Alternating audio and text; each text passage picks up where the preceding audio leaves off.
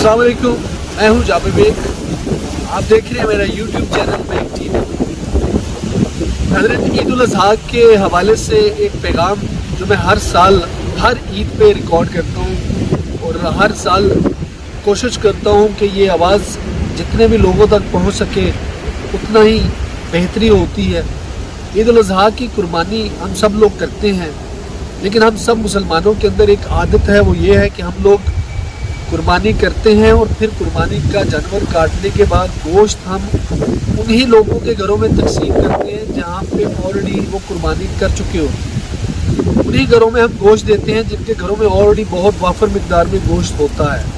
हमें हर सूरत में ख़ुद भी ये कोशिश करनी है और दूसरे अपने अज़ीज़ों, रिश्तेदारों, दोस्तों को भी ये बात समझानी है कि किसी भी किस्म के तकल्लुफ़ से हट कर हमें किसी की भी नाराज़गी को ज़हन में नहीं रखना चाहिए कि ऑलरेडी जिन्होंने कुर्बानी की है उन्हीं के घरों में हम गोश्त वापस देते हैं, उन्हीं आपस में ही बांटते रहते हैं। कुर्बानी का मकसद ये होता है कि आप जो मसाकीन हैं, जो गुरबा हैं, जो गरीब लोग हैं जिन्होंने कभी साल साल गोश्त को देखा नहीं होता, आप उनके घरों में गोश्त तकसीम करें उनको खाने के लिए।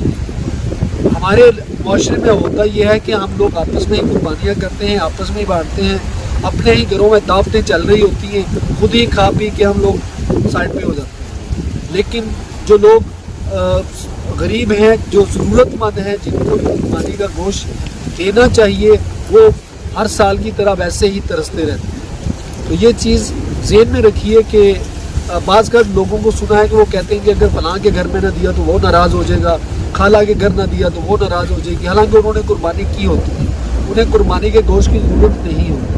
तो पहला हक, जो पहला हिस्सा जो है वो गुरबा व मसाकीन का है।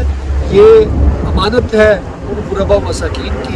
वो कुर्बानी का गोश्त जब आप करें, जो जिसको भी तौफीक अल्लाह दे, वो कोशिश करे कि कुर्बानी का गोश्त गरीबों तक पहुँचाएँ, ज़रूरतमंदों तक पहुँचाएँ, ताकि आपकी कुर्बानी को अल्लाह ताला अपनी बारगाह में मंजूर व मकबूल फरमाए। तो मेरी दुआ है कि आप सब लोग इस बात को सुने, इस पैगाम को आगे भी फैलाएँ और ज़रूरतमंद लोगों तक उनका हिस्सा पहुँचाएँ। पाकिस्तान जिंदाबाद।